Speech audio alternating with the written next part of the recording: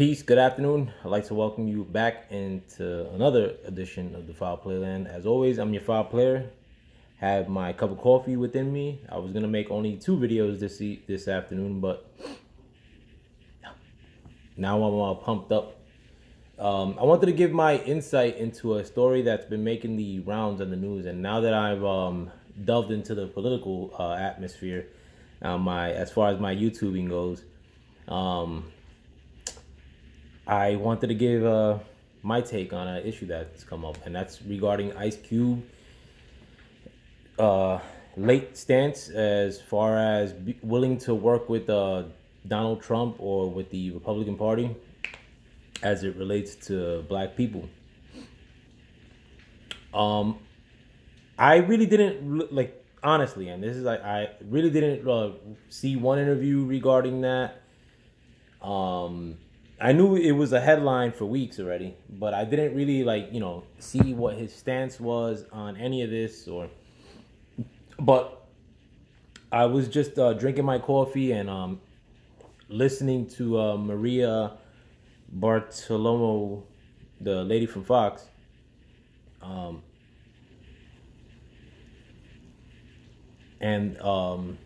It came up. I'm sorry, I just got a text.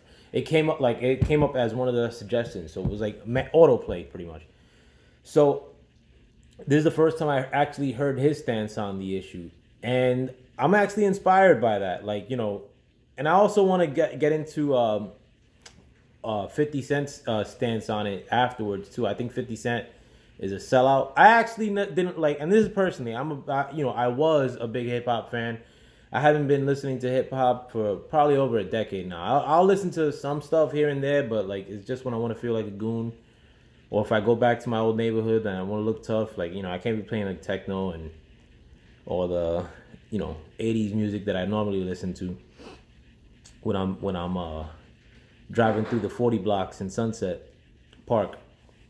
But going back to what I was just saying, Ice Cube's demands were or his stance on the issue was pretty, it wasn't radical at all. He's not pandering. Or he's not trying to get brownie points off white people. It was just pretty straightforward. The Democrats, when he did go up and, according to him, when he did want to talk about what the Democrats had in store for black people in the future, they basically told them, just vote for us and we'll talk about it after the election. He said that people on the right side of the argument, or the Republican side, told him basically details of what the Trump's apparent platinum plan for Black America entailed when it came to the black community here in America. And I'm not saying that the platinum plan is a good thing. I think it should be more money, frankly. And I made a case for this on Facebook online that they should be breaking off black people far more than what the platinum plan entails. And people were bitching, not how do I say this? Not black people were talking crap online, it's just throwing money out for free. No, it's not your money, one, but nobody really makes a big ruckus about it when they bail out these banks, and they're peeling off trillions. I think the last stimulus bill included $4 trillion to the banks. God knows where that went. The banking industry could fry for all I care. It makes no difference to a poor person who has no money in the bank. So let the banks fall apart. Being poor is pretty much being in a recession, depression, constantly. Which you never feel you're gonna get out of, and which more likely than not, as black people and Spanish people in this country, most times you don't get out of it. So who cares if the country goes into some sort of depression or recession? But I digress. It was good to see that Ice Cube put himself out there as a lightning rod in a sense, and took all the blows from people online, and because I've seen it all. People were calling him a rack, whatever, COO, a CUUUN, basically. But you know, and that stuff that people that do stuff like that are trying to get brownie points from these blue-haired liberals, you know, online, or they just think that they have to do it. They're compelled to do it. They don't want to listen to the other side of the argument, like, which is what I've been representing myself. I mean, like I'm definitely no liberal. I have nothing in common with anybody, a liberal person. Black people are not liberal, or are not part of the liberal class. Token black people may be part of the liberal class. The one-off Glenn, who works in IT at the office, he might be part of the or reinforcing a liberal argument, but even he's not part of the liberal class, because these non-black people probably look at Glenn very suspiciously in the office, and so long as Glenn represents their viewpoints or doesn't act up on them, he's okay. But rest assured, these liberals, like, they don't like us, like, for the most, not for the most part, outright. I try to refrain from this story, but to hell with it. I was just in Freehold, Maine, and, they have like a little outlet area, and they have like North Face stores and whatnot, like polo stores. And I go to every polo store in every city I go to, and I go to every North Face store, every city I go to. But I went to the outlet in Freeport, Maine, and Maine is very liberal. Like, Maine is actually the whitest state in the union, pretty much. But and that goes to show you, like, there were Black Lives Matter signs everywhere in Freeport, Maine. Like Freeport's like a well-to-do area. But this guy, like, pretty much an employee at the North Face store in Freeport, Maine, pretty much like discriminated against me. Like, when I made us think about it, which I did, he threatened to call the cops. And this is like what you would describe as like a typical liberal, like, type cat. It wasn't like an old, like, redneck looking dude. Like, not that I have any love for, like, no redneck dudes and stuff like that, just because I'm not voting for the Democrats anymore. Like, I don't build with no rednecks, you crazy. But the guy threatened to call the cops, and I'm pretty much probably the only Latin dude that walked into that North Face store probably that whole week. You could tell that I'm, like, not from Freeport, Maine. Like, I'm not a yuppie. Like, I'm not dressed in like hood attire, so to say, but something looks different from me than everybody else. So then, this same, liberal type person wants to try to police me for all intents and purposes. And when I ended up barking on him, and I ended up cursing him out online and everything, like, in his face, like, on the line, he threatened to call the cops on me. But that just shows you, like, that's what you're dealing with as far as, like, that, like, with these people. And I'm pretty sure that guy has that North Face worker has a litany of posts online saying that all lives, not all lives matter, Black Lives Matter, and all these rights for everybody. But these people, like, their mind frame, like that liberal class, is that we don't have enough wherewithal to think for ourselves as Latins and blacks in this country, and that they know the way for us. And little by little, people like Ice Cube are starting to see that these people haven't done squat for us, and we got to find our own way. And it may be hard, like, to find our own way, and, like, we can't expect anything from these people who have been hard on us since the inception of this country. But sometimes I mean, like, learning things like the hard way or taking the rough route makes you rough, and in turn, like, they can't play you again. Like, that's what I've learned, like, living this life personally, is that, like, sometimes learning the hard way, I mean, like, makes you hard. And this is a hard world, so hard men are the ones who run this world. But God, I went off on a tangent there. But regarding 50 Cent is a sellout. Like, straight up, 50 Cent gave a sort of non-endorsement of Joe Biden, saying that he didn't want to get taxed as if Joe Biden did win the election. So then Chelsea Handler, is worn out looking white broad, tells 50 Cent, like, that something along the lines like he ain't black, and that she'll pay his tax bill. And then 50 Cent goes out and says F Trump. You know, and I'm not saying this I'm not part of the, even though I am voting for Trump, I'm not part of the defend or the Trump Defense League, especially online. But it just goes to show you, you know, you have this white woman who's probably older than 50 Cent, worn out actress, has nothing, you know, hood about her, or hasn't been through any sort of struggle, you know, at all.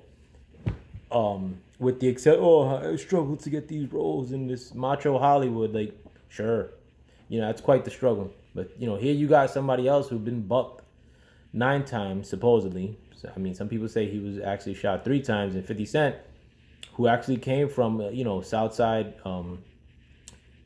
Jamaica, Queens, which is like a super tough area, terrible. Like, never go to Jamaica, Queens. I think that's where 50 Cent's from. But, you know, 50 Cent is tough with every rapper. You know, 50 Cent won't let, like, beefs go with rappers who aren't even in style no more, like Ja Rule, or with Irv Gotti from Murder Inc. Like, you know, he's not letting that stuff go. But let some white, clammy, like, leather-faced broad tell him, like, that he ain't black, and, like, you know, to peel back on, like, a criticism that he had, or an assessment that he made on his own. And, you know, he's quick to do that. And not even, he doesn't even go back. Not only does he go back on saying that he wouldn't vote for Joe Biden, but then he goes out and says F Trump. You know, 50 Cent's a cancer to the community. 50 Cent is immature. He's still on that beef stuff. Like, even though he's a billionaire, he's like just a troll.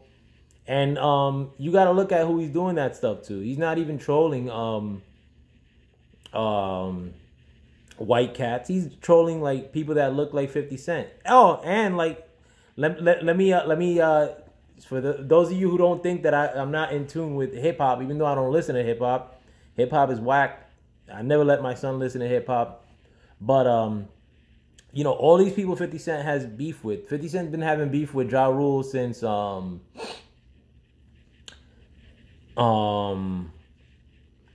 early 2000s. 50 Cent has a problem with Sticky Fingers. 50 Cent, you know, like, he's never, like, or Sticky Cent had 50 Cent had a problem with Rick Ross. With, somewhat with Jada. 50 Cent had beef with, I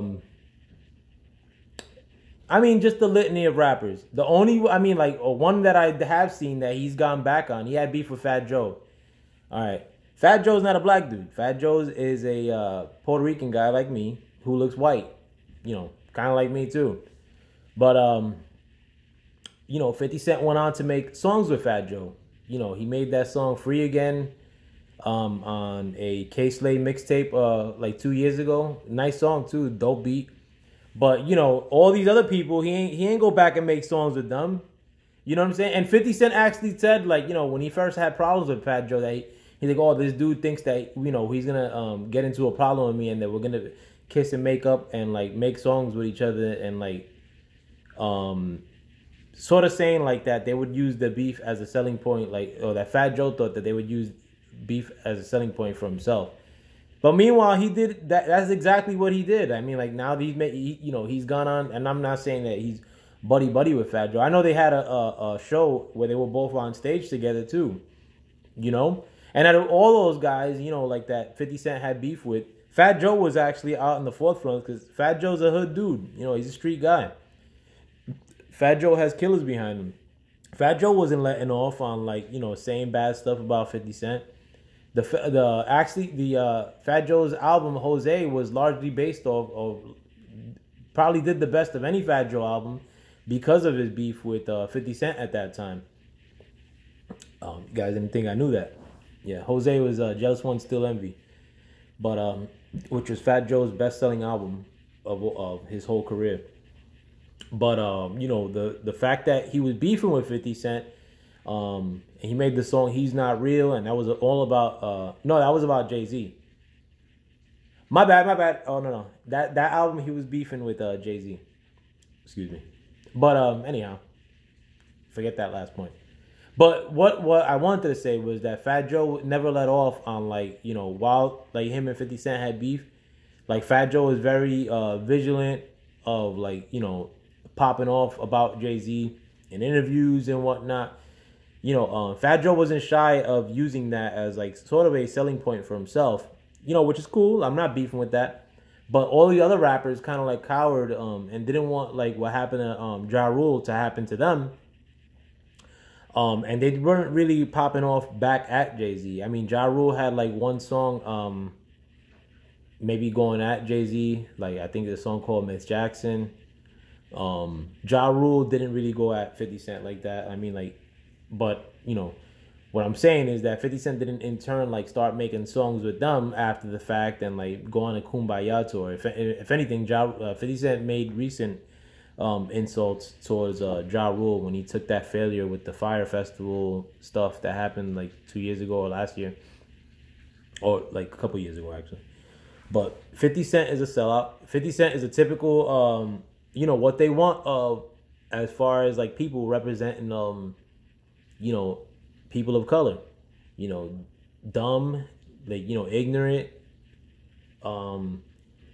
spouting off points that they're okay with. Like, nah, it's a we're heading into a new age in 2020. We see things for what it is.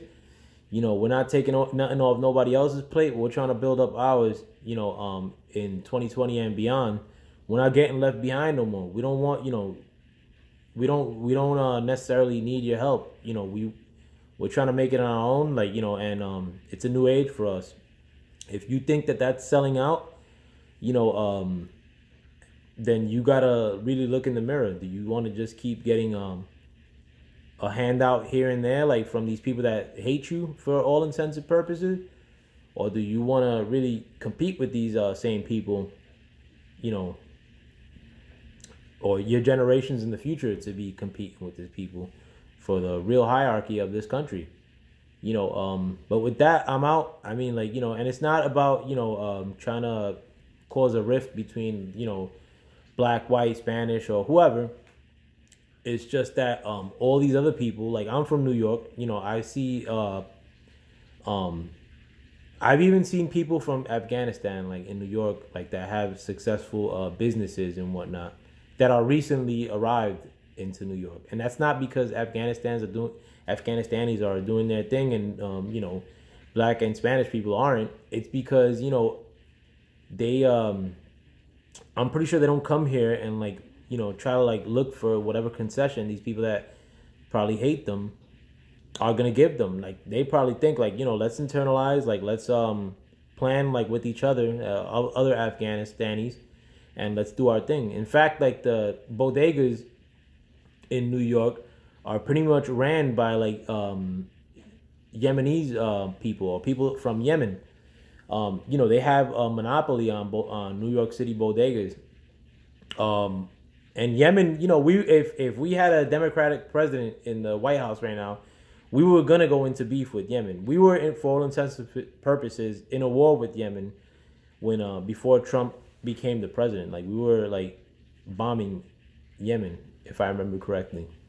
And that was the biggest terrorist threat outside of or the biggest area of like that we were probably going to go into war with outside of Iraq and Afghanistan was probably Yemen. But like those same people are and I have not mad friends. I have one friend, one really, really good friend, my man Haf, from Yemen, and he's been my boy since I was 12. But it's not nothing against them, but they did their thing. They don't like wait on somebody to do for them. Like they say, these people may not like us, but we're here. Like, like let's work within the constraints of the law and like, work with each other. But now they're becoming people who sell to black people and Spanish people, and black people and Spanish people are trying to get points during an election from people that really don't like us, But let me know what you guys think with that. I know I went off like for a long time, but let me know what you guys think with that. I'm out. Peace.